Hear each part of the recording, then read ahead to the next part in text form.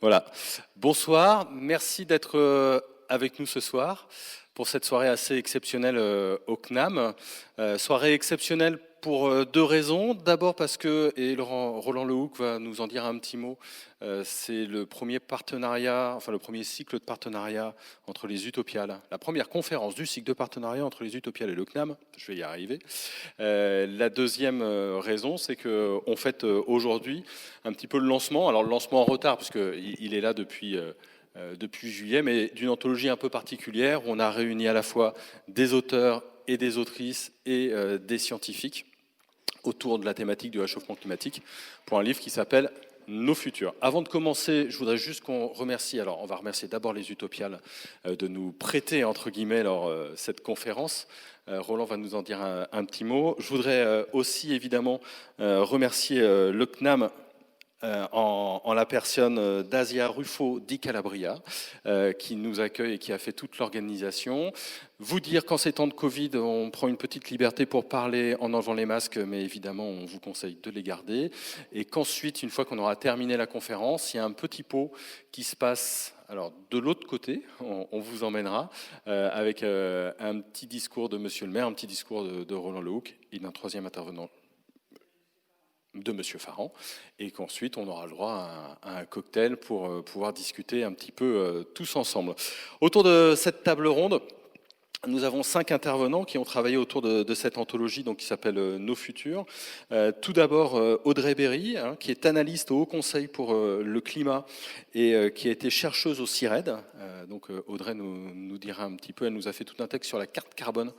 Vous verrez les implications un petit peu concrètes de certaines solutions. À côté d'elle, Aline Orias, qui est journaliste scientifique, qui a fait la direction de cette anthologie, avec Daniel Suchet, maître de conférence à l'École Polytechnique et chercheur à l'Institut photovoltaïque d'Île-de-France. J'ai tout dit. Et puis à ses côtés, Sylvie Lenné. Sylvie Lenné qui est autrice de science-fiction et notamment de nouvelles de science-fiction et qui est aussi prof de la science de l'information et de la communication. C'est Lyon 3, si je ne dis pas de bêtises, à Lyon. Et enfin, Roland Lehoucq, qui est un peu notre super parrain de ce projet, qui nous a accompagnés tout du long.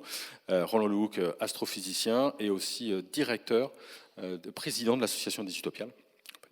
Je vais fâcher Marie, mais président de cette association. Avant qu'on rentre dans le vif du sujet, donc l'idée c'est qu'on puisse se balader un petit peu autour de ce livre et de ce projet, et puis qu'ensuite on discute et qu'on échange véritablement tous ensemble. Je vais juste passer la parole à Roland pour nous donner un petit peu simplement le partenariat entre les Utopiales et le CNAM, puisqu'on rappelle que ce soir c'est une conférence Utopiale. Exactement, puisque depuis l'année dernière, les Utopiales, donc un festival de science-fiction qui se déroule à Nantes chaque année. Cette année, ça sera 29 octobre, 1er novembre. Depuis l'année dernière, il y a un partenariat avec le CNAM. Ça s'est fait l'année dernière à l'occasion d'une exposition que vous avez peut-être vue, une magnifique exposition qui était Science-fiction Black et Mortimer, qui était dans les locaux du CNAM, qui s'est tenue de peut-être juin à janvier ou quelque chose comme ça, 6 mois en fin d'année 2019. Et à l'occasion de cette exposition, eh bien, on s'est croisés, Utopia et CNAM, parce que science-fiction, c'est l'ancien nom de la science-fiction. Enfin, je ne vais pas raconter toute l'histoire de la science-fiction, mais j'en dirai un peu plus tout à l'heure dans le petit discours avant le cocktail. Et Black et Mortimer, évidemment, c'est la bande dessinée de science-fiction, et ça concerne évidemment la bande dessinée comme support de science-fiction, comme la littérature, le cinéma, les jeux vidéo, les jeux de plateau, etc. Tous ces supports nous intéressent aux Utopiales, nous concernent aux Utopiales. Donc il y avait une double raison pour faire ce partenariat qui se prolonge cette année et qui du coup permet d'inviter aux Utopiales des professeurs, des personnes qui sont du CNAM, et d'autre part au CNAM d'avoir une série de 4 conférences qui, en amont des Utopiales, font intervenir des invités des Utopiales. Donc cette année, on a cette première conférence, c'est la première conférence de toutes les conférences de l'année universitaire, je veux dire, du CNAM. Il se trouve que c'est aussi la première des 4 conférences qui sont organisées ici en amont des Utopiales. La deuxième sera avec Olivier Cotte. Les trois suivantes vont concerner les infinis. Il y en aura une avec Olivier Cotte, une avec Laurent Genefort et la dernière avec Hervé Delahaye. Je vous laisse regarder, je vous renvoie au site du CNAM où tout doit être indiqué, les dates, les heures, etc. Et donc il y a 3 conférences qui vont s'enchaîner après celle-ci. Et donc on est toujours très content de collaborer avec le CNAM dans un endroit génial où il y a science et technique. La science-fiction, elle est née, quand on pense à Julien, enfin, il y a des salles là-haut, quand on les visite, on se dit quand même, ça rappelle des choses. Il y a une manière de rétrofuturisme dans ce magnifique musée. Et donc, on est toujours très content de cette collaboration et de la possibilité de parler ici au CNAM, et particulièrement de l'anthologie Nos Futurs. Et je rends la parole à Jérôme pour la table ronde. On a juste une petite pensée pour Jeanne Debatz, qui devait être des nôtres. Oui, Jeanne Debatz, qui est la déléguée artistique des Utopiales, donc c'est moi qui joue un peu son rôle. Je suis président des Utopiales, mais c'est Jeanne Debatz qui est la déléguée artistique des Utopiales, donc qui s'occupe essentiellement de la programmation des Utopiales, et donc en particulier la programmation des tables rondes, ici avec le CNAM, de voir comment les invités des Utopiales et les thèmes qu'ils vont aborder peuvent nourrir ici le cycle de conférences du CNAM. Voilà, et malheureusement, Jeanne ne peut pas être des nôtres aujourd'hui. Elle est retenue chez elle du côté du Périgord. Plutôt pas trop mal. Pour rentrer un petit peu dans le vif du sujet, Daniel et Aline, est-ce que vous pouvez nous raconter un petit peu les prémices de l'anthologie? Comment est venue l'idée de marier à la fois la fiction et les sciences pour parler du climat? Alors, oui, ça fonctionne. Alors déjà, c'est des problématiques qui nous animent depuis un moment. On travaille tous les deux sur ces questions. Moi, je suis journaliste scientifique, donc on travaille beaucoup sur l'importance de l'information scientifique autour des questions climatiques. Et en même temps, on est tous les deux grands lecteurs de science-fiction. On avait aussi pas mal discuté et avec Jérôme et avec Roland de ces questions qui les animent également. Et c'est venu comme beaucoup de bonnes idées autour d'un apéro aux Utopiales. Il y a 2 ans.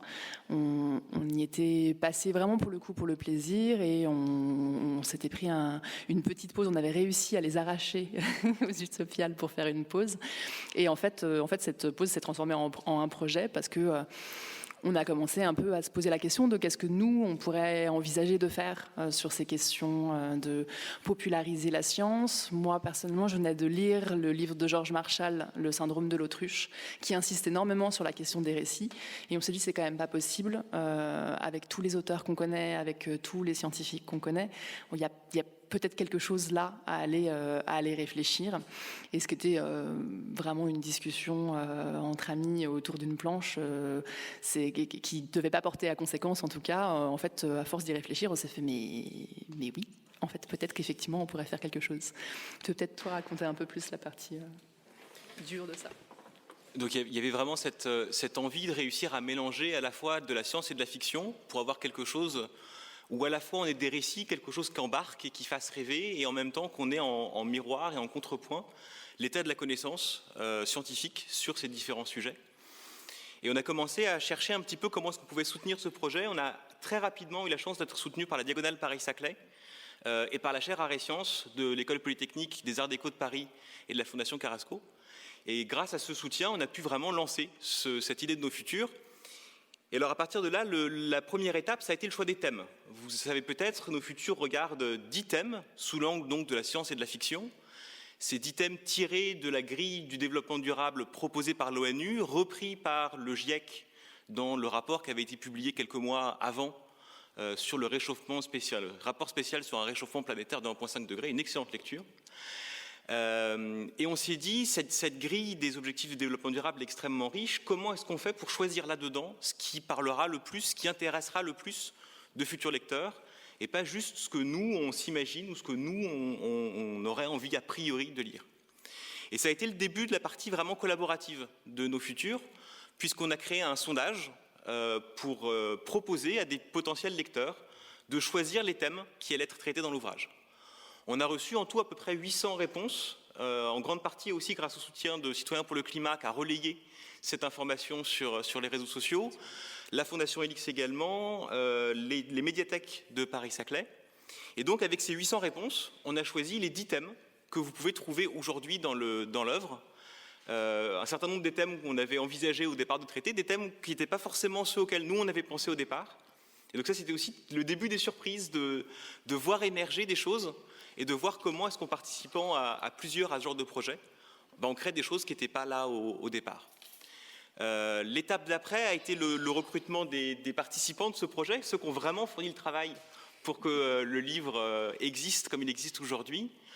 Et là, ça a vraiment été deux activités en parallèle. D'une part, recruter des auteurs de fiction qui étaient prêts à jouer le jeu, à rentrer dans l'aventure et à échanger avec des scientifiques pour influencer les deux textes à la fois. On avait vraiment très envie que le texte de science et le texte de fiction ne soient pas hiérarchisés l'un à l'autre, mais bénéficient d'influences mutuelles. Et puis en parallèle, on est allé chercher des experts reconnus dans les différents thèmes qui avaient été retenus. Là, on a aussi vraiment bénéficié du marrainage de Valérie Masson-Delmotte, qui nous a ouvert son carnet d'adresses, grâce à qui on a rencontré un certain nombre de nos participants. Et puis, on a organisé une journée de rencontre avec tous ceux qui ont pu se joindre à nous ce jour-là pour lancer vraiment le projet. Ça, c'était le 17 octobre de l'année dernière. C'était il y a quasiment un an tout pile. Et à partir de là, les auteurs ont travaillé, ça on y reviendra un petit peu plus tard, jusqu'à ce qu'existe le livre qui est avec nous ici, présent sur cette table. Est-ce que, je voudrais juste revenir sur et l'aspect scientifique et sur l'aspect fiction. En quoi y avait-il, enfin, à quoi sert la fiction quand on parle justement de réchauffement climatique et de données scientifiques brutes ? L'idée justement, c'était qu'elle serve à illustrer ça, que ce soit pas juste de dire bon bah ok, il y a du réchauffement climatique, ça va être quelques degrés en plus sur le thermomètre, mais de donner à voir ça. En fait, on a énormément d'informations sur le sujet. Ce qui est difficile, c'est de comprendre comment ça va impacter notre quotidien dans l'avenir. Et on s'est dit, en fait, la meilleure façon de faire ça, il y a déjà plein de gens qui font ça, la meilleure façon de donner à sentir ce genre de choses, c'est de nourrir des auteurs de fiction avec et de les laisser nous imaginer les possibles du changement climatique pour vraiment que notre lectorat puisse prendre conscience de ce que ça peut vouloir dire, un réchauffement à 1 degré, à 2 degrés, à 3 degrés. Et puis il y avait vraiment l'idée aussi que la fiction n'était pas là pour être forcément entièrement réaliste ou crédible. Elle n'est pas là pour être uniquement à but d'exposition, mais vraiment pour nourrir l'intérêt, la curiosité. Et on a vu dans des retours qu'on a eus des gens qui disaient « j'aurais peut-être pas eu le courage de lire le texte de science s'il avait été tout seul. La fiction m'a donné envie aussi d'aller creuser plus loin là-dedans. » On va parler des collaborations, et puis on a Audrey et Sylvie qui ont été un peu au cœur du réacteur des collaborations, donc ils vont pouvoir nous en parler. Est-ce qu'on peut peut-être simplement lister les 10 thèmes un petit peu qui ont été abordés, qu'on puisse bien faire comprendre comment en fait le réchauffement climatique, pas qu'une question de degré, mais ça a des impacts dans différents domaines et pas seulement celui de la science. Alors, j'y vais, tu vas. On a mis là la liste à l'écran, vous l'avez sur un marque-page que vous pouvez aussi prendre en souvenir de cette soirée. Qui est recto verso. Il y avait vraiment effectivement cette idée de montrer que le réchauffement climatique, en fait, c'est pas juste un chiffre sur un thermomètre, ça a des impacts sur toutes les facettes de la société. Et c'est vraiment une des choses qui ressort fortement du rapport du GIEC qui nous a inspirés, et je crois qu'il ressort aussi fortement du livre. C'est que tous ces facteurs s'influencent les uns les autres. Des actions qui peuvent être positives pour certains critères peuvent se retrouver être négatives pour d'autres. Et ça insiste vraiment pour nous sur la nécessité de regarder tout ça, de s'en imprégner, d'essayer de le rendre sensible à la fois sur le plan de ce qu'apporte la fiction, mais aussi sur l'état des connaissances, pour être capable de faire les choix que ça implique en connaissance de cause. Moi, je propose qu'on rentre un petit peu dans le vif du sujet. Alors, d'abord avec toi, Sylvie, autrice donc de science-fiction, familière des sciences. Tu avais une thématique auquel on ne pense pas forcément quand on parle réchauffement climatique, c'était égalité des sexes.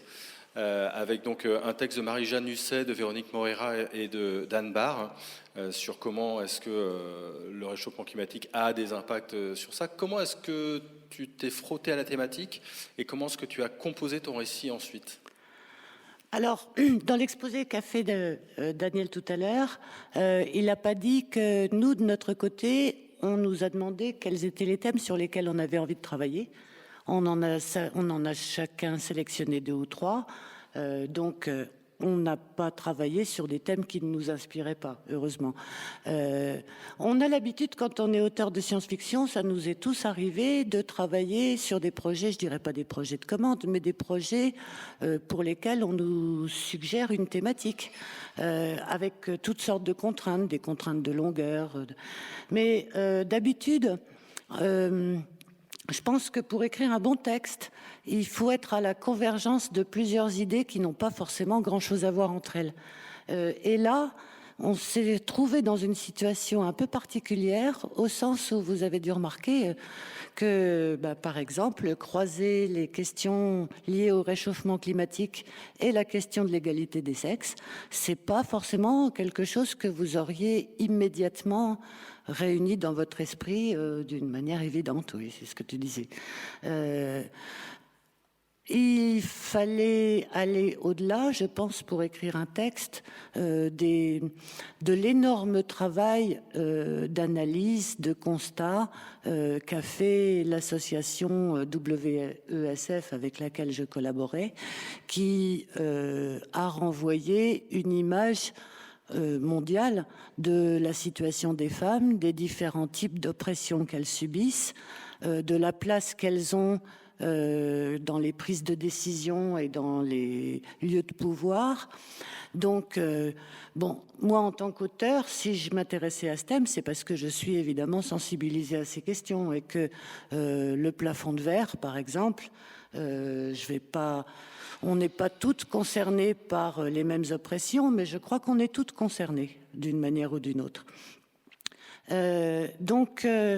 Nous, si je peux raconter un peu comment ça s'est passé, on a commencé par se rencontrer physiquement avec la représentante pour la France de cette association, qui m'a raconté un peu quel était leur travail, en particulier un travail de valorisation des actions de terrain des associations qui essaient de venir en aide aux femmes, de leur donner de l'autonomie, des moyens de subsistance, de les aider à reprendre la main et le contrôle sur leur environnement. Donc, elles m'ont raconté tout ça. Et moi, je me suis demandé sous quel angle le prendre, parce que il se trouve que je suis prof et que j'avais pas envie de faire de la pédagogie et que c'était pas du tout mon rôle. Donc, j'ai décidé de prendre la question sous un angle un peu différent, en mettant en valeur le fait que c'est pas parce que les femmes y étaient prédisposées, ou parce qu'elles seraient plus faibles, ou moins intelligentes, ou moins fortes, ou je ne sais quoi d'autre, qu'elles se retrouvent en situation d'oppression, souvent, d'opprimés, et que nous étions toutes convaincus qu'il s'agit d'un processus purement social.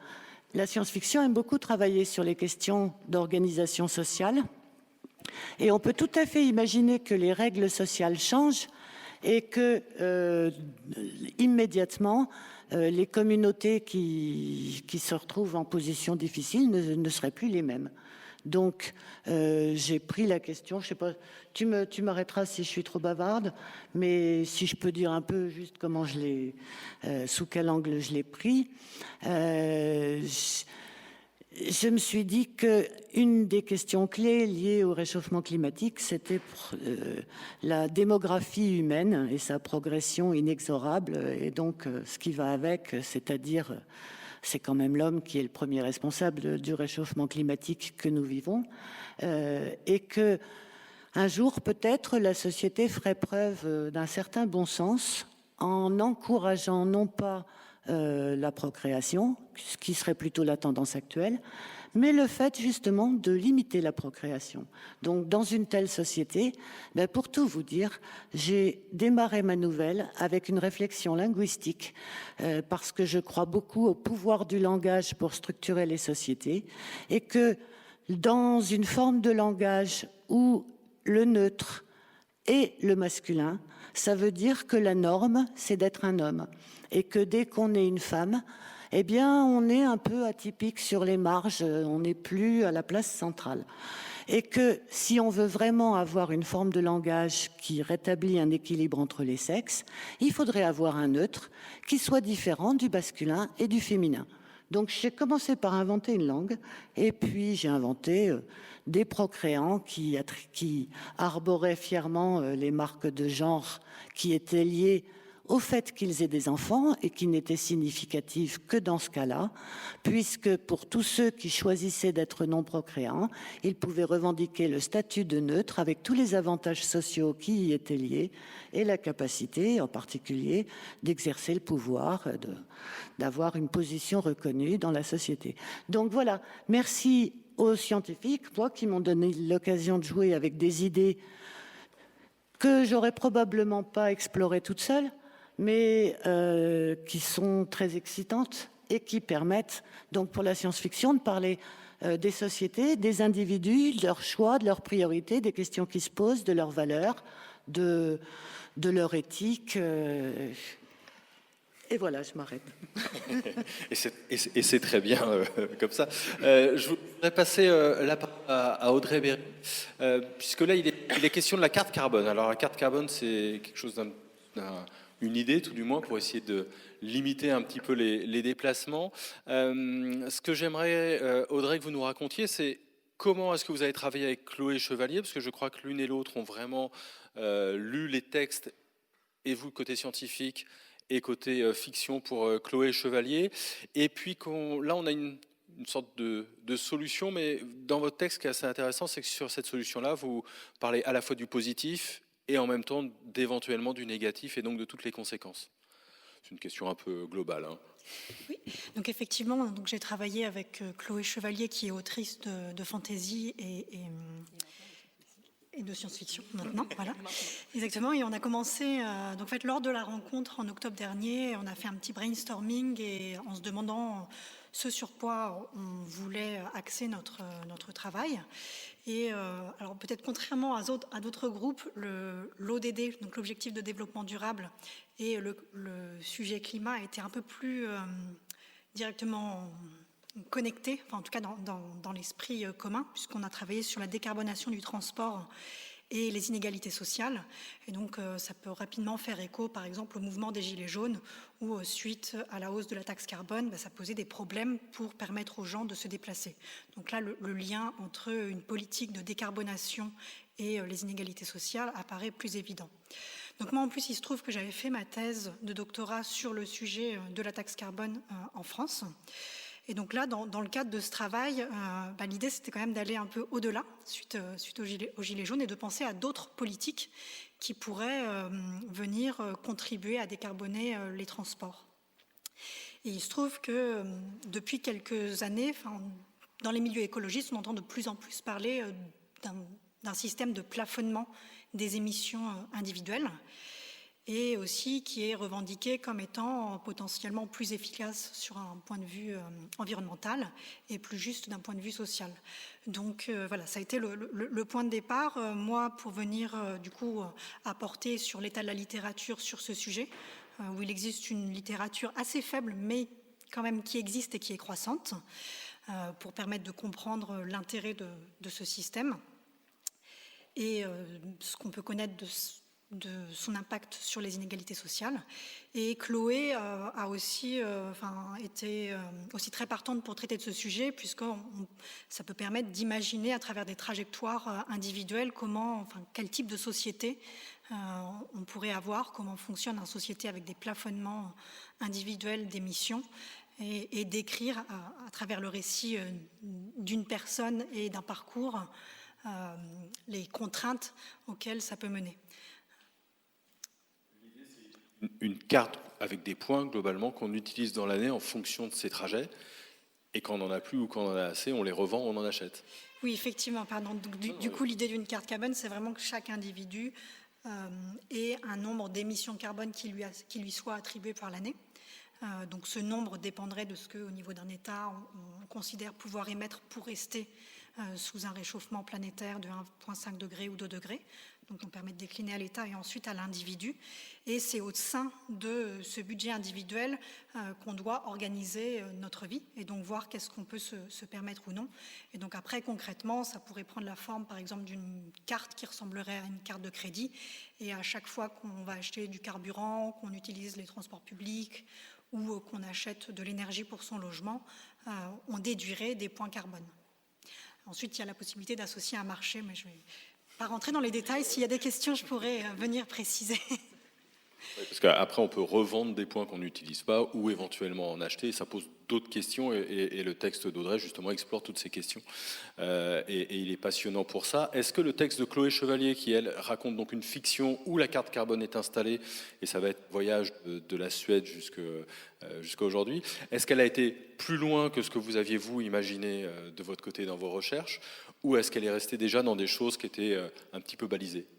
Oui, mais ce qui est intéressant, c'est que donc on a eu cette idée au brainstorming et après on s'est échangé une espèce de synopsis, un résumé de ce qu'elle comptait faire en fiction et moi du coup des premiers éléments d'état de l'art et ça a permis de nourrir notre réflexion et aussi en fin du coup de récit de venir un peu compléter l'information. Mais du coup, à travers son texte de fiction, ça a permis d'aller explorer aussi vraiment les limites d'un tel système qui, en première approche, est souvent défendu comme ayant des impacts positifs et qui peut potentiellement en avoir. Mais voilà, pour que c'en ait, il faudrait que ça s'inscrive dans un cadre beaucoup plus large et il y a beaucoup de garde-fous à avoir. Et donc, dans son texte, elle permet de montrer certaines dérives de ce système ou comment ça pourrait impacter face à des événements inattendus dans son quotidien, le décès d'une personne par exemple, ce qu'elle explore. Du coup, comment on peut être amené à faire un trajet qui sort de notre quota et les difficultés auxquelles ça peut mener derrière, quoi. On a la chance, parmi vous, d'avoir des auteurs et des scientifiques qui nous ont fait l'amitié de venir. On va pas vous parler peut-être de tous les textes, mais j'aimerais juste donner la parole à ceux qui sont là. Alors, je pense d'abord à Raphaël Granier de Cassagnac. Donc, si tu peux nous raconter, Raphaël, donc auteur de plusieurs romans de science-fiction, notamment aux éditions Mnemos. Toi, tu avais Fin Zéro. Et comment est-ce que tu as abordé le sujet de cette Fin Zéro dans le cadre de Nos Futurs ? Bon, bonjour à tous, moi j'étais venu pour écouter, je n'étais pas venu pour parler. Fin Zéro, donc c'est donc l'idée qu'il y a aujourd'hui de plus en plus de gens qui souffrent de malnutrition, et c'est une des questions qui ne s'arrange pas et qui ne va pas s'arranger avec le réchauffement climatique, donc c'était ça la problématique. Et ben voilà, quand vous voyez confier un thème comme ça, vous réfléchissez un peu au problème. Et moi, je crois que quelqu'un l'a déjà mentionné. Pour moi, le principal coupable du réchauffement climatique, c'est évidemment l'homme et la femme. Et la solution au réchauffement climatique, ce serait qu'on soit moins. Beaucoup moins. Alors évidemment, c'est pas facile à imposer à une société d'être beaucoup moins. Ça résonne un peu avec le problème de la natalité que tu évoquais tout à l'heure. Et donc moi, j'ai inscrit mon texte dans une hypothèse dans laquelle à un moment tout pète vraiment très fort, c'est-à-dire qu'il y a une crise majeure, catastrophique, qui d'ailleurs n'est pas du tout liée au réchauffement climatique, mais ça c'est une petite pirouette juste pour essayer d'être positif sur cette question-là. Et donc je prends le point de vue que dans très longtemps, il n'y a plus personne, presque plus personne. Ils se souviennent de l'époque où il y avait tout le monde. Et j'avais envie de donner une tournure un peu positive, donc j'avais envie d'essayer de trouver une solution au problème plutôt que de rester plus purement dystopique et post-apocalyptique. Et donc j'ai imaginé, ce qui est sans doute pas forcément crédible, une végétalisation du Sahara. Donc, il y a un projet de muraille verte au sud du Sahara qui existe, qui est censé stopper l'avancée du Sahara, et puis potentiellement, si on crée une dynamique autosuffisante là-dessus, éventuellement revégétalisation. Moi, j'ai poussé les curseurs très très fort là-dessus, énergie solaire pour désaliniser l'eau, revégétaliser le Sahara. Et donc j'ai imaginé que dans quelques années, tout le Sahara est végétalisé ou presque, et ça réglait notre problème de nutrition. On a discuté un petit peu avec les scientifiques avec qui je travaillais, Claire et Sylvain, mais pas tant que ça. On a pris le parti de plutôt essayer de de donner des points de vue assez, donc un peu différents de ce que vous avez fait avec Chloé. Des points de vue assez différents sur les deux points de vue. Alors eux, ils se sont emparés du sol, donc ils fournissent un texte très intéressant sur ce qu'on est en train de faire. On est en train de pourrir nos sols, de les rendre de moins en moins utiles pour la végétation. Donc eux, ils se sont emparés de ça. On a discuté un petit peu, mais plutôt a posteriori, nous. On s'est lu nos textes à la fin et on s'est échangé quelques commentaires en fin de course là-dessus. Voilà, je ne sais pas si... C'est nickel. Et puis j'ai vu Catherine Dufour. Alors, tu vas me faire marcher, Catherine. Catherine, son sujet, c'était les villes durables. Donc, comment est-ce qu'on va imaginer des villes qui passent au réchauffement ? J'espère que j'ai assez de connexion. Hop. Si quelqu'un est encore plus haut, il faut me le dire tout de suite.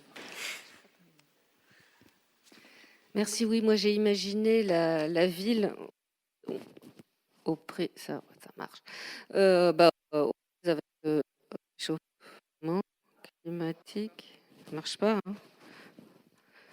Si je m'avance, ça marche mieux? Non? Bon, je vais descendre, hein. Oui, parce qu'on parle beaucoup des êtres humains, mais pas des villes. Donc, j'ai imaginé ce que ça pourrait être une ville prise avec le réchauffement climatique. Donc, d'abord, elles vont cuire, et puis ensuite, elles vont avoir les pieds dans l'eau. Non, mais je suis...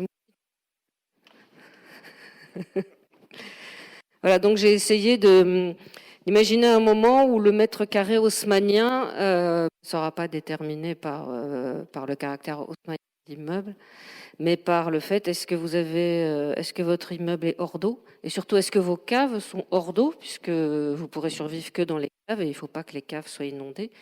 Avec un développement, bien sûr, sur toutes ces étendues qui sont devenues inhabitables par les êtres humains, puisqu'on n'est pas encore étanche. Le développement, le renouveau de toute une flore qui existe dans Paris, mais qui connaît une expansion absolument délirante. Donc il y a des quartiers de Paris qui sont absolument inaccessibles parce que c'est infesté de rats et que le rat en bande n'est pas aimable. Et il faut savoir aussi que Paris est construite sur du gypse, surtout le sud. Or, le gypse, ça se dilue dans l'eau. Voilà, donc il y a la moitié de Paris qui s'effondre sur lui-même. Enfin voilà, je vous dévoile pas tout, mais j'ai essayé de considérer la ville comme un grand corps travaillé par le réchauffement climatique, par les modifications climatiques. Donc j'ai été bien sûr aidée par mon collègue scientifique et puis par d'autres, notamment Ariane, pour mettre un petit peu de réalisme dans mes recherches afin de donner une version à peu près plausible du Paris climatiquement chauffé. Et comment tu as bossé avec Vincent Viguier? Voilà, oui, c'est avec lui que j'ai travaillé. Il m'a soutenu, éclairé et conseillé, et on s'est très bien entendu. Et tout ça était super sympathique. C'était extrêmement enrichissant, c'était aussi absolument abominable. Parce que la première réunion qu'on a faite, le matin, gentiment, un des climatologues qui nous ont fait un petit speech sur le climat avec des chiffres à l'appui, puis un grand sourire. Et puis nous disons, vous savez, on vous montre juste des moyennes, hein, absolument pas les événements catastrophiques qui pourraient arriver. Nous, on travaille uniquement en moyenne, donc vous croyez qu'il va y avoir une augmentation des océans de, je ne sais plus, 1,5 centimètre en 2100, mais pas du tout, ça sera 3 mètres d'ici 2050, et de toute façon, c'est beaucoup trop tard, on ne peut plus rien faire. Enfin, on est sorti de là en se disant, c'est même pas la peine d'aller manifester pour les retraites, parce qu'on sera tous morts d'ici là. J'en garde un souvenir d'effondrement total, et ils avaient l'air extrêmement sûrs d'eux, ils et elles avaient l'air extrêmement sûrs d'eux, et d'avoir l'habitude de vivre, je ne sais pas comment ils font pour garder le moral, ils et elles, mais en tout cas, ils y arrivent très bien. Alors j'essaye, moi, de me faire à ma fin prochaine, ainsi qu'à la fin de toute l'humanité. Je vous souhaite d'en faire autant. Voilà, bonne fin du monde à tous et à toutes. Est-ce que c'est pas peut-être un écueil parfois des sciences où on ne voit que le noir, et ces fictions-là, elles permettent aussi parfois d'apporter de la nuance, je ne vais pas dire des solutions, mais en tout cas des choses un petit peu plus grises? Alors, c'était vraiment une question qu'on s'est posée au départ de ce projet, de chercher comment essayer de faire en sorte que ce ne soit pas que tout noir. On a résolu au bout du compte de laisser vraiment le moins de consignes possibles et le moins de contraintes, à la fois dans les modalités de collaboration, et là vous commencez à voir différentes façons dont différents binômes ont pu travailler, mais aussi dans la tonalité des textes. Et donc il y a des textes extrêmement pessimistes, et puis il y a des textes beaucoup plus optimistes à différents degrés, je dirais. J'ai tendance à trouver que les fictions sont plutôt plus pessimistes que les textes de science, en général, dans l'ouvrage d'ailleurs. Les textes de science, je trouve, donnent beaucoup l'image qu'il y a encore des choses à faire, en réalité, et qu'il s'agit de prendre les décisions et de réussir à faire bouger les choses. Et puis, il y a aussi beaucoup dans les textes, et dans les textes de fiction, je trouve que c'est très bien mis aussi en avant, la façon dont on arrive à vivre dans des mondes qui sont radicalement différents, mais dans lesquels on n'est pas forcément malheureux pour autant. Et c'est quelque chose qui ressort, je trouve, à la fois dans le texte de Sylvie ou dans le texte de Chloé, qui a fait le pendant de la carte carbone, où ce voyage, ce périple, au fond, n'est pas si terrible que ça. Il change tout, mais on finit quand même par y être heureux. Et donc je trouve qu'en ça, on arrive à garder une forme d'espoir, même avec la connaissance scientifique factuelle qui dit effectivement qu'il y a un certain nombre de choses aujourd'hui sur lesquelles on ne se pose plus trop de questions en termes d'impact et de profondeur des changements.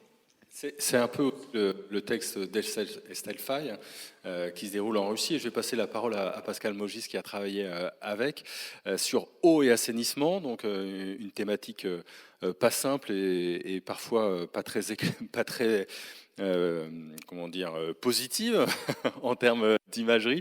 Comment est-ce que vous avez bossé, vous, le scientifique, avec Estelle, et quel regard vous portez sur les textes? Merci. Bon, bonjour à tous. Ça s'est passé très simplement en ce qui me concerne. On s'est réunis, on a papoté. On s'est vu attribuer, j'ai rencontré pour la première fois Estelle à cette occasion, à la petite réunion de lancement, là. Et puis, je jetais des idées. Alors, changement climatique, moi j'avais... Et puis, eau, comme c'est ma spécialité, j'avais quelques idées. Donc, j'ai deux mots-clés. Montée du niveau marin. Alors, par rapport à ce qui a été dit, c'est pas faux, c'est un peu extrême, mais c'est pas faux. Et surtout, la bataille pour les terres agricoles et la capacité à faire pousser de quoi s'alimenter. Ça, c'est un des effets qui génère une réaction sociale extrêmement rapide, extrêmement intense, qui est pour moi un des premiers risques. Donc c'est le fait que chacun voudra sécuriser un espace où cultiver. Alors il y a la question de l'accès à l'eau avec de moins en moins d'espaces où il pleuvra de façon utilisable. Et donc comment va s'organiser la répartition mondiale. Donc Estelle a fait une proposition de récit, dont je ne dévoilerai pas complètement le contenu, mais qui met un petit peu tout ça ensemble, tout en posant une question sur le positionnement personnel, et puis l'autocratie, comment on gouverne dans un cas où il y a une compétition monstrueuse pour cette ressource, qui sont ces ressources qui sont le sol et l'eau pour cultiver. Et voilà, donc je trouve qu'elle a fait un très très beau travail de synthèse. En plus, tous accrochés, en 3 semaines c'était plié. Alors moi, par contre, pour écrire mon texte, ça a été plus compliqué, parce que, en fait, j'ai un peu triché. Donc évidemment, c'est eau, assainissement. Bon, je vais pas parler de l'assainissement déjà. Et j'ai parlé de l'eau, des usages de l'eau en fait. Et puis je me suis fait plaisir. En fait, j'ai un petit peu abusé de ce que tu as dit, Daniel, c'est-à-dire qu'en fait, il y avait très peu de consignes.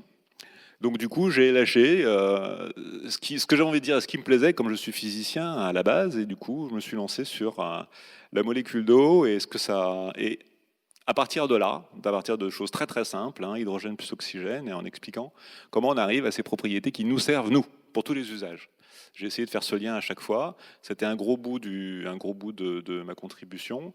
Et ensuite, j'ai expliqué les usages de l'eau dans le monde et en France en particulier, et en montrant que la vraie question, c'est pas ce qu'on prélève, mais ce qu'on consomme, c'est-à-dire ce qu'on ne peut plus utiliser derrière, ce qu'on ne laisse plus à l'environnement et aux autres êtres humains derrière.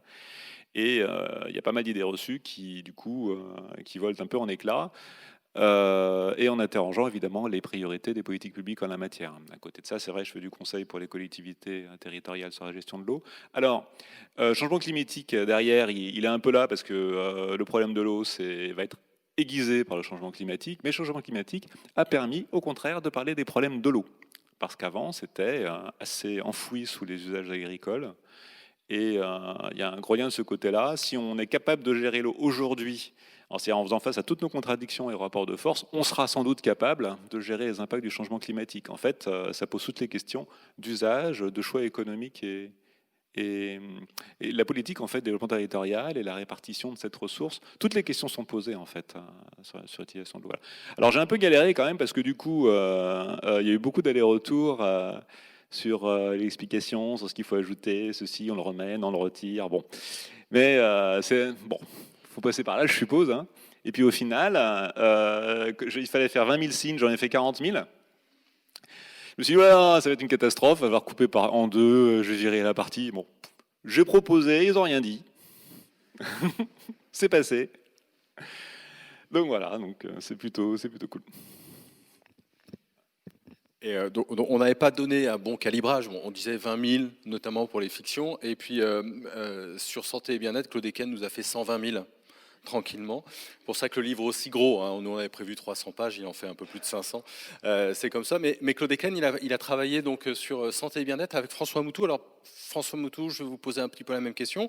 Comment ça s'est passé avec Claude? Parce que je crois qu'il y a eu beaucoup de discussions ensemble. Et quel regard vous avez eu vous sur cette aventure?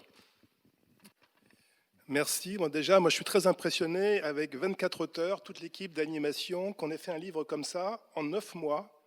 Et 9 mois, c'est un chiffre assez intéressant pour un mammifère comme l'espèce humaine. C'est une bonne coïncidence. Et pour avoir participé à quelques ouvrages, je trouve que c'est vraiment un travail déjà au niveau de l'organisation assez extraordinaire. Donc, je voulais féliciter tous les participants des deux côtés de la tribune. Alors moi, par rapport à ce que disait Madame Sylvie Lenné tout à l'heure, c'est plutôt grâce aux articles scientifiques que je vais lire la science-fiction. Je suis très peu science-fictionniste ou phile, je ne sais pas comment on dit, et donc c'est Roland qui me pousse tout le temps dans ce domaine-là, mais je trouve que la science est tellement extraordinaire, que c'est tellement incroyable ce qu'on peut découvrir, tout ce qui se passe encore un peu sur Terre, voire en dehors de la Terre, comme d'autres là, comme Roland, que finalement...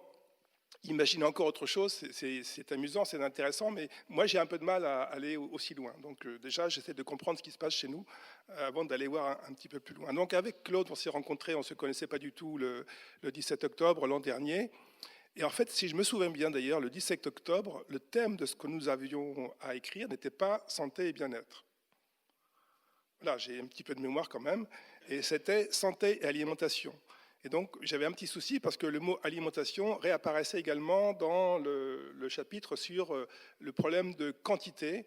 Et nous, c'était plutôt la notion de qualité par rapport à la santé. Donc, voilà. Et donc, comme moi, je suis épidémiologiste, j'ai évidemment plutôt axé sur santé, sachant que j'avais un petit souci, c'est qu'il n'y a pas tellement, finalement, de lien évident, immédiat, majeur entre le changement climatique et la santé. Et alors, si je me rappelle aussi, on avait comme consigne de rendre le texte, avec le calibrage que je n'avais pas oublié, en fin d'année à peu près. Hein. Et donc, décembre 2019, pour préciser un peu les choses. Et donc, je me rappelle qu'à un moment, j'ai écrit dans le texte, quelle sera la prochaine épidémie. Quand j'ai reçu les épreuves à relire, j'avais la réponse. Alors, j'étais très content, mais en même temps, je ne pouvais pas tout reprendre à ce moment-là, sachant que finalement, notre histoire de Covid, là, avec les masques, elle n'est pas liée au changement climatique, mais le paradoxe, c'est que grâce à ce petit virus, à l'épidémie, on a revu du ciel bleu là où ça faisait des années qu'on ne le voyait plus. Alors, si la solution au changement climatique, c'est une épidémie, pourquoi pas ? Mais à ce moment-là, ça devient un peu compliqué, parce que si on gère une catastrophe avec une autre, où va-t-on mettre l'équilibre? Alors voilà, là finalement, je trouve que même parfois, on manque d'imagination par rapport à ce qui se passe vraiment. Et sincèrement, je ne sais pas si dans les auteurs, certains avaient imaginé que la solution pour lutter contre le changement climatique était de déclencher une belle épidémie. Alors si quelqu'un l'a fait exprès, c'est bien vu, parce que ça marche, mais peut-être qu'il faut mieux la contrôler et mieux l'encadrer. Et donc, du coup, ça, c'est un petit peu le commentaire d'aujourd'hui. Et avec Claude, alors lui qui était quand même parti vraiment sur l'idée santé-alimentation, qui a beaucoup travaillé sur cette notion de variété, de contrôle des semences par des industries, par des grands méchants, et avec des agriculteurs résistants dans leur petit coin qui essayaient d'échapper à ces contrôles et garder des variétés qui, justement, avaient la capacité de s'adapter à des variations. Donc il a fait un travail très, très argumenté, très documenté, mais sur un domaine finalement qui n'était pas tout à fait celui que j'ai développé, mais on a pas mal échangé tous les deux pour arriver à ce résultat. Voilà, donc on espère que ça vous plaira. Il faut dire peut-être juste un mot pour expliquer le changement du thème en cours de route. En fait, ce qu'on a pris comme grille de lecture au départ, c'est un croisement entre les objectifs du développement durable, par exemple santé bien-être, et les façons d'agir sur le climat, par exemple la façon de changer nos alimentations. Et c'est aussi pour ça qu'il y a dans les différents textes des échos d'un texte à l'autre, parce qu'il y a des thèmes qui sont vraiment couplés les uns aux autres et du coup qu'on voit traiter sous différents angles et par différents prismes au fur et à mesure du livre. Et ce qui est intéressant, c'est que c'est le cas même de la question de l'épidémie, qui est évidemment présente et évoquée, sous-entendue dans le texte que tu as écrit, et qui est aussi évoquée dans la préface de l'ouvrage par Valérie Basson-Delmotte, qui pose justement la question de l'analyse de l'impact réel que l'épidémie a sur nos objectifs climatiques et sur la façon dont ça permet ou pas, et a priori plutôt ou pas, de réussir à changer les choses dans la durée. Et donc voilà, il y a à nouveau tous ces échanges qui ont lieu dans les différents textes. Valérie Masson-Delmotte, on va juste préciser qu'elle est vice-présidente du groupe du GIEC, du groupe France. Voilà, le groupe 1 du GIEC, qui est la partie qui s'occupe de la modélisation physique, de la compréhension de l'évolution du climat. Quel regard vous portez les uns les autres, et je m'adresse aussi aux scientifiques et aux auteurs et aux autrices qui sont là ce soir, sur ce dialogue entre science et science-fiction, entre fiction et données scientifiques. D'abord, Aline et Daniel, vous avez été surpris, heureusement surpris. Comment tout cela, ça s'est raccordé ?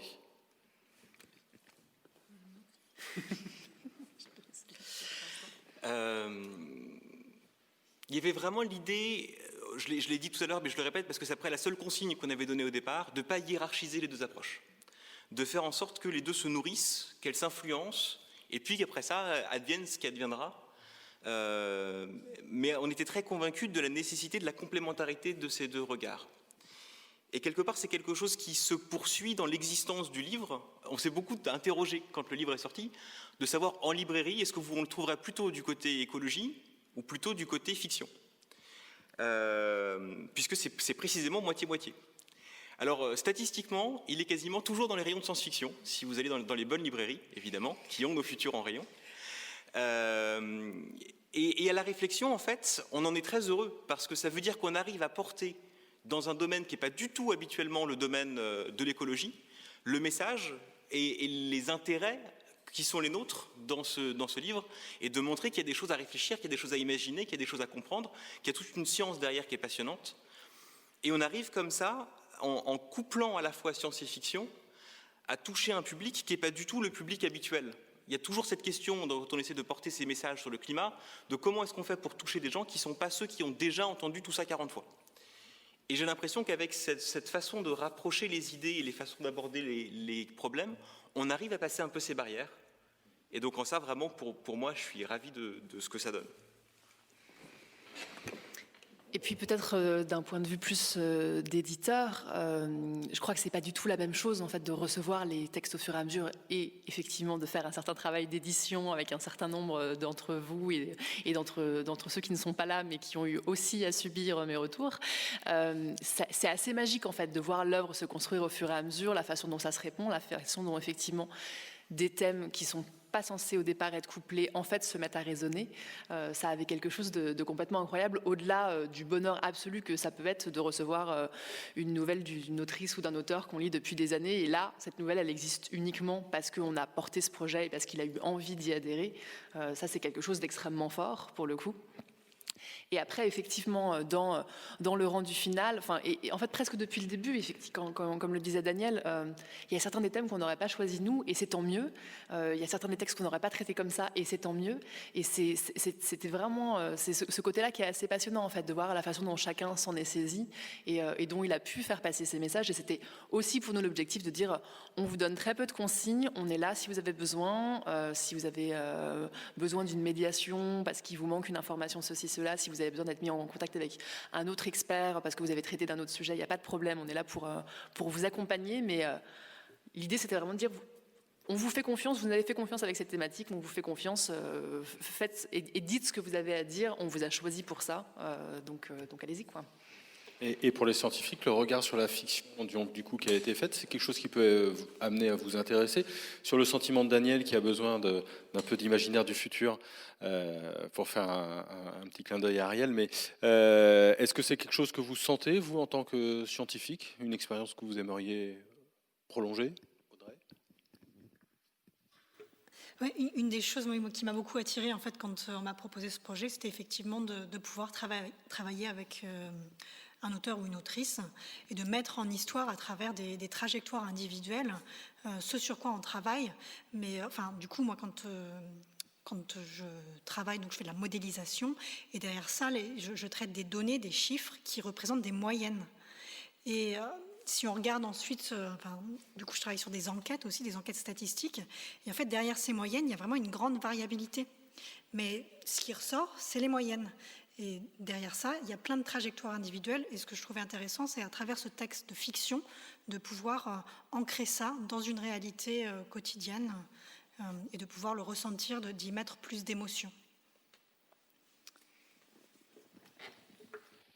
Merci, je ne m'attendais pas à la question, mais en fait, je ne vois pas moi créer la science-fiction. Mais néanmoins, science-fiction, c'est présenté, enfin la science qui est utilisée, en fait, est rarement utilisée dans un contexte vraiment scientifique dans la science-fiction. C'est un prétexte pour balancer des mondes différents, poser des questions. Et des fois, quand on fait une réflexion sur ce que pourrait ou ce que devrait être notre monde, notre fonctionnement à l'avenir, et qu'elle est appuyée sur une réflexion scientifique, on arrive à des considérations qui relèvent, je trouve, davantage parfois de l'utopie. D'abord, évidemment, il y a toutes ces catastrophes, quand on déroule le fil, on arrive à des choses absolument invraisemblables, et pour penser ça spontanément, quand on est auteur de science-fiction, il faut vraiment aller chercher loin. Alors, c'est vrai qu'il y en a un notamment qui est allé chercher aussi loin, Jean-Marc Ligny, je suis toujours scotché lui, il n'hésite pas, quoi. Peut-être d'ailleurs d'autres auteurs, mais ça correspond à quand on pousse le curseur dans le réalisme, mais au plus loin, on tombe sur des choses qui ont été dites, mais c'est quand même assez rare, il me semble. Enfin, c'est pas tellement ça la question. Et par contre, quand moi ou des collègues, on essaie d'analyser la situation et aussi de façon positive, en se demandant comment ça pourrait évoluer, ce qu'il faudrait faire, on arrive aussi à des fonctionnements qui sont complètement délirants et qui sont pourtant réalistes. Et quand on pense ça, j'ai pas du tout l'impression, moi, de faire de la science-fiction.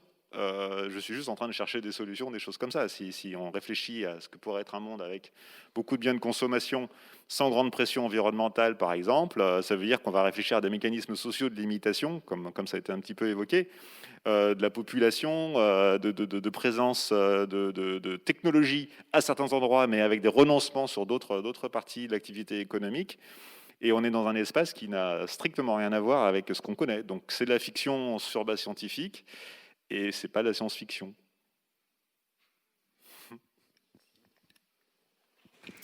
Peut-être pour faire un peu un résumé de ce qu'on a nous senti, en tout cas chez les autres scientifiques qui ne peuvent pas être là ce soir, on a été très impressionnés par l'adhésion que le projet a immédiatement suscité chez la plupart des personnes qu'on a sollicitées. Il y a certaines personnes, donc comme on disait, qu'on a plus trouvé par le biais de Valérie Masson-Delmotte, etc. Il y a d'autres experts que moi, potentiellement, je connaissais depuis très longtemps par mon travail journalistique. Et on s'est un peu dit... on y va, on prend ceux qu'on considère être les meilleurs de leur discipline et on leur demande s'ils ont envie de venir travailler avec nous. Et c'était assez rassurant et très enthousiasmant de voir à quel point c'était quasiment tout de suite oui, c'était parfois oui mais j'ai pas le temps, mais oui je vais trouver. C'était vraiment très, très, très touchant ça, et je pense que ça dit quelque chose c'est quelque chose qui nous a été dit, je crois que c'était par Valérie mais je suis pas complètement sûre, de dire mais nous en fait on manque de ce lien direct avec le public, on travaille sur ce qu'on fait, mais parfois alors il y a un peu la vulgarisation scientifique, voilà, le journalisme scientifique qui fait un peu cette passerelle, mais qui en fait touche une partie de la population qui est assez petite. Et c'était une façon pour eux de dire ok, là on peut espérer toucher un public plus large, et c'est vraiment quelque chose qu'on a senti très fort de la part de ceux qu'on a sollicités. Oui, Sylvie. Puis, mais je voulais quand même m'inscrire un peu en faux, merci, par rapport à ce que... Enfin, nuancer un peu ce que disait Daniel tout à l'heure, c'est que l'écologie, le post-apo, ça fait quand même partie des grandes thématiques de la science-fiction.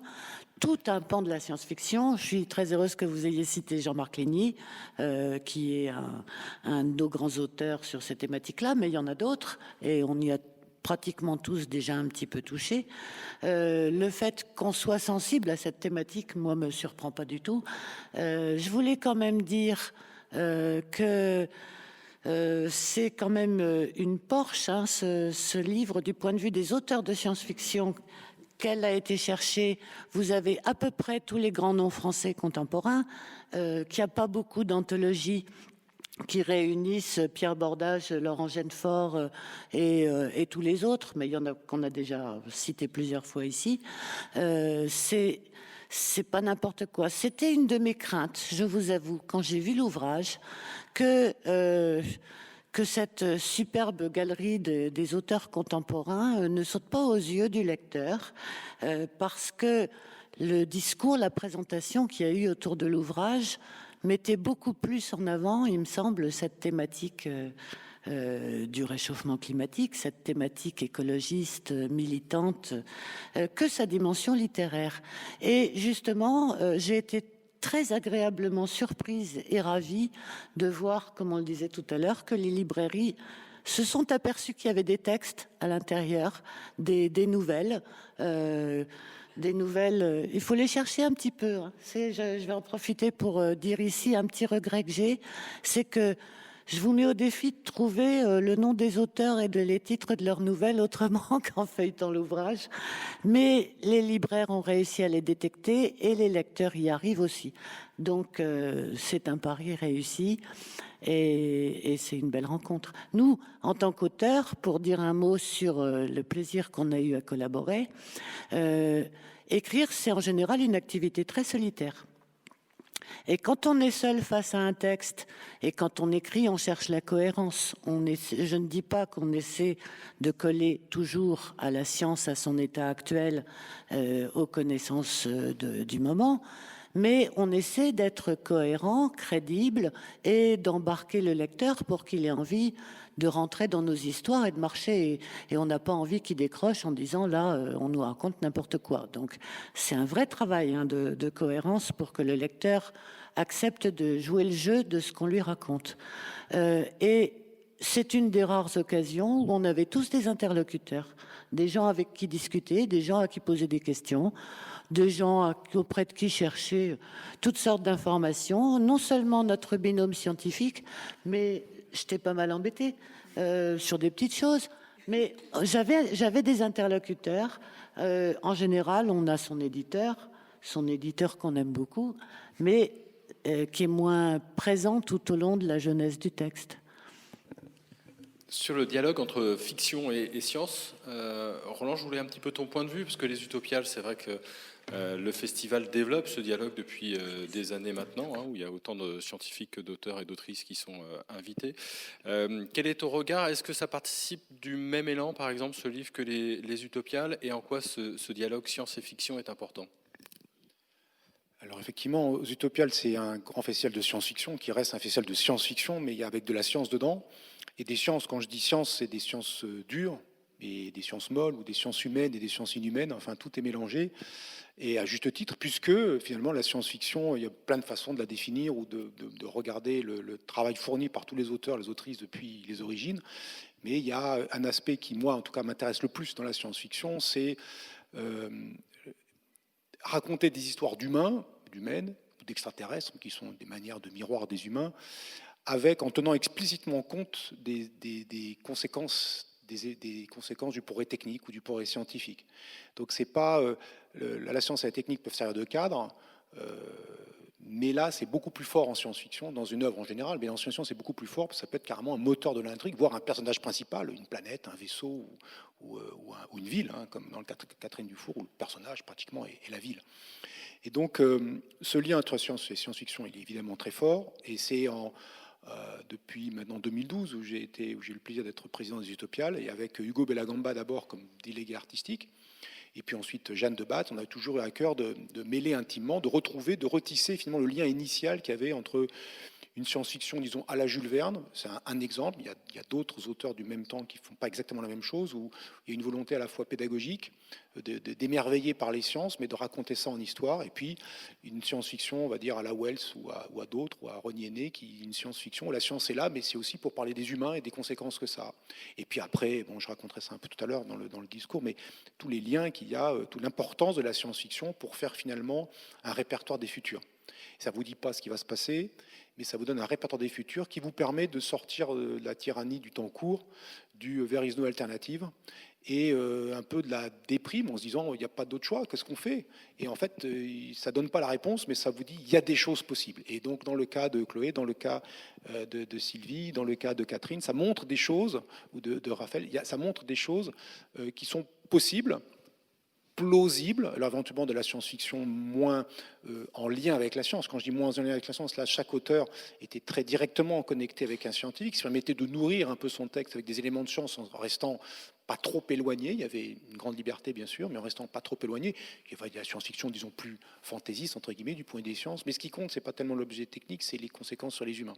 Et c'est en ce sens qu'elle me paraît absolument indispensable, cette alliance entre science et science-fiction me paraît absolument indispensable comme modalité pour finalement penser les futurs et ne pas laisser au public qui lit la science-fiction, qui s'intéresse aux sciences, mais mon idéal serait qu'il s'intéresse vraiment aux deux à égalité, enfin avec peut-être une préférence pour l'un ou pour l'autre, mais qui s'intéresse vraiment fortement aux deux, pour ne pas laisser qui ou quoi s'emparer des futurs et vous dire le futur est comme ça, Elon Musk pense à tout, pour dire les choses, et puis dormez braves gens.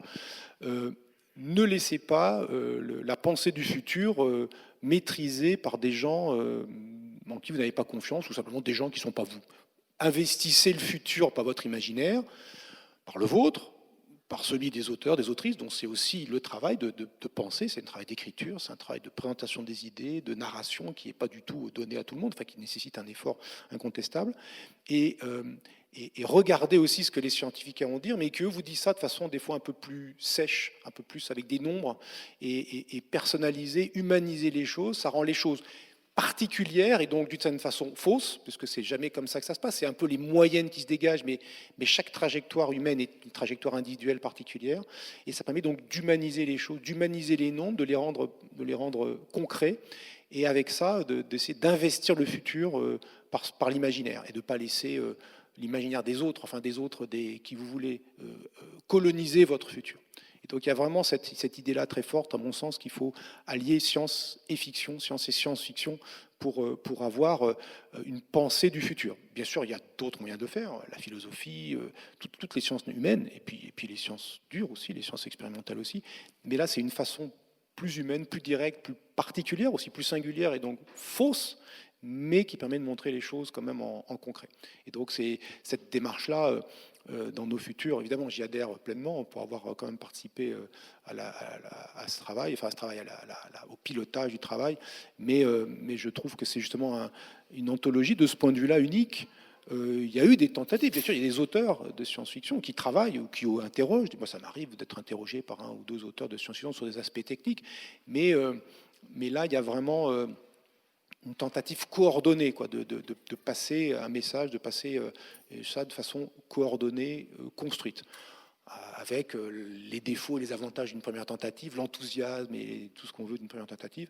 J'espère qu'il y en aura d'autres, parce qu'il y a la partie réchauffement climatique, c'est vraiment un problème tellement énorme et tellement méta de tout le reste qu'il est important, mais il y aurait plein d'autres choses. Il y a des éditeurs, d'autres éditeurs ont tenté des questions, je pense à La Volte en particulier, sur les questions du travail par exemple, où là vraiment il y a des séries d'anthologies spécifiquement sur la question le travail dans le futur, spécifiquement sur la santé du futur, voilà, des choses qui sont sur une thématique peut-être plus pointue, mais qui, pareil, de la même façon, essaient de discuter ces questions de manière humaine. Et sur le côté militant, puisque Daniel et Aline, vous faites partie du collectif citoyen pour le climat. On imagine des actions parfois concrètes. En quoi cette initiative de littérature et de science est importante pour un collectif tel que Citoyens pour le climat ?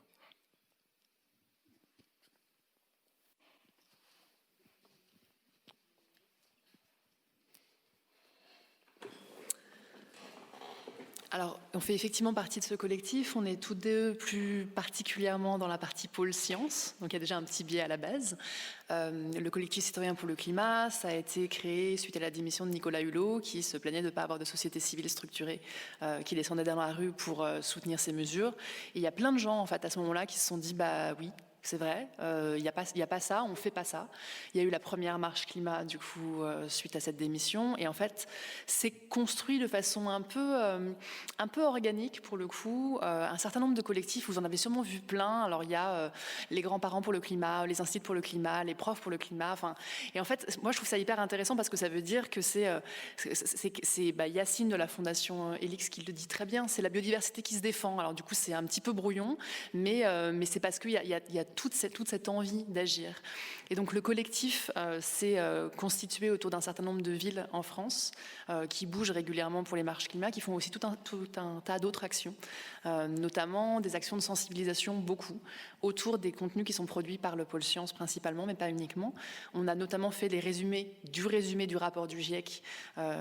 Donc normalement, il y a des résumés pour les décideurs qui ne sont pas très faciles d'accès, et on en a fait des versions en 3 feuilles avec des schémas, avec des couleurs, pour essayer vraiment de rendre ça accessible au plus grand nombre. On a participé aux traductions citoyennes de ces résumés pour que de la même façon, ils soient accessibles au plus grand nombre.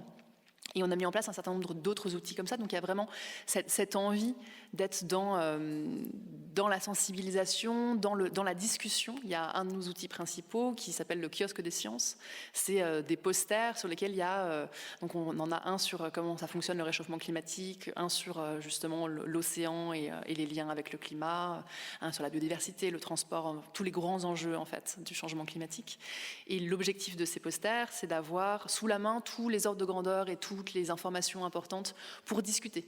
C'est pas du tout l'idée d'arriver avec une connaissance très descendante, pour le coup, très académique, mais justement d'avoir ça à disposition et de parler avec les passants en général. On a fait ça dans tout un tas de situations, on a fait ça dans des écoles aussi, et juste de sortir de ces discussions, chacun mieux armé pour se questionner son entourage, se demander ce qu'on peut nous faire, et donc c'est vraiment quelque chose qui est déjà très très présent en fait dans le collectif. Donc forcément, quand on a réfléchi au projet et qu'on a commencé à leur en parler, ils ont sauté à pieds joints dans l'idée de le soutenir. Il y a une page Facebook qui regroupe 70 000 membres, donc ils se sont dit bon bah voilà, on va au moins pouvoir essayer de parler au maximum de cet ouvrage. C'est là qu'on a fait le premier lancement pour le coup en live la veille, donc un live Facebook la veille de la sortie en librairie, pour voilà, essayer de continuer à co-construire en fait cette discussion autour de collectivement qu'est-ce qu'on a envie de changer et qu'est-ce qu'on a envie de mettre en place comme société qui pourrait nous permettre de rester dans un monde vivable, idéalement donc dans un monde à 1,5, plutôt 2 degrés de réchauffement. J'ai une dernière question, parce que dans la salle, on a la chance d'avoir Ariel Kirou. Ariel, il est en train de travailler sur un essai qui s'appelle « Dans les imaginaires du futur ». Et c'est un peu ma dernière question. En 2 minutes, Ariel, c'est un défi. En quoi avons-nous besoin d'imaginaire et de fiction pour penser l'avenir ? En quoi est-ce qu'on a besoin de situations, de réflexions, de livres, de films ou même de jeux vidéo ou de bandes dessinées pour penser le futur ? En quoi c'est important alors qu'on a des données, des projections et des scénarios?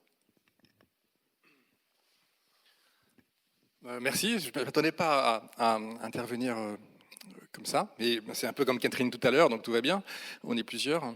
Je pense que Roland l'a dit en partie. En fait, c'est parce qu'on a besoin de décoloniser nos imaginaires. C'est la première raison qu'il a évoquée, et je pense qu'elle est tout à fait juste. C'est-à-dire qu'il y a une chose que le monde scientifique, depuis assez longtemps en France en tout cas, a eu du mal parfois à reconnaître. J'ai un texte en tête de Jean-Gabriel Ganassia, chercheur en intelligence artificielle, qui disait il y a un problème lorsque le sens change et que ça ne va pas simplement de la science à la fiction. Or, aujourd'hui, on réalise, et l'œuvre telle que cette œuvre-là montre à quel point les deux sont indissociables. Je veux dire, on a un imaginaire, on a des représentations, et il y a un entendement, il y a la raison, et les deux sont indissociables. Les deux construisent potentiellement le futur.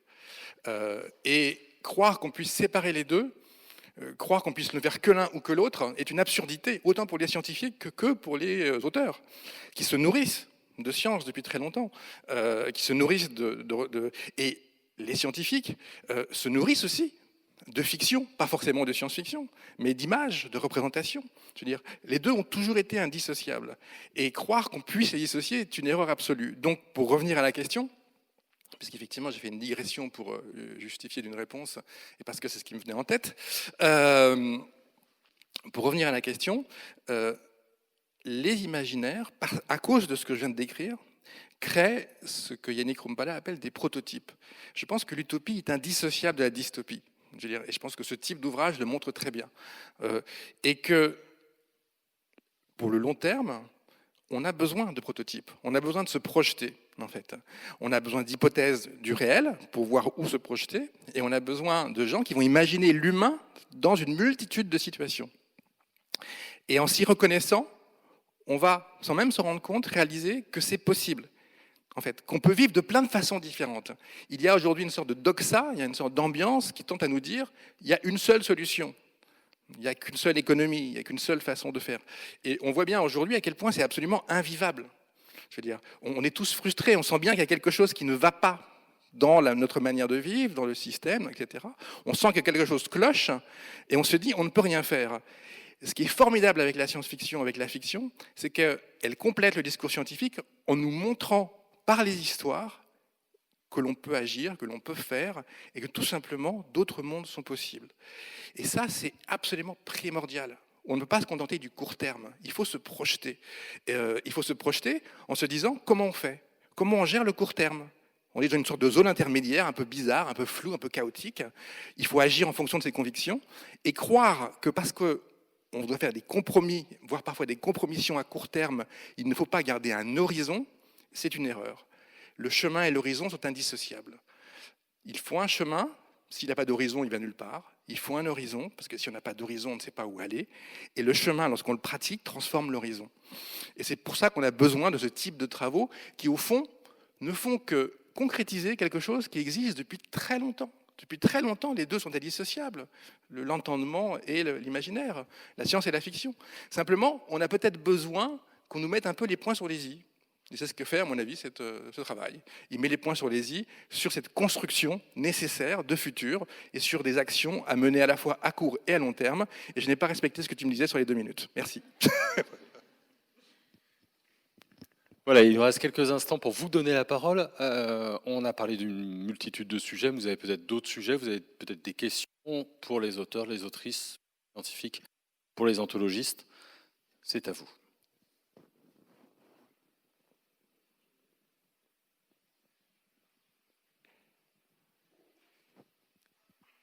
Une fois, 2 fois, 3 fois.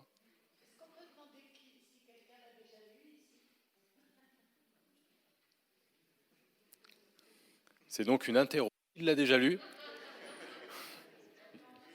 Et qu'est-ce qu'ils en ont pensé, c'est ça? Est-ce que ceux qui l'ont déjà lu ont une réflexion à faire sur ce livre? Merci.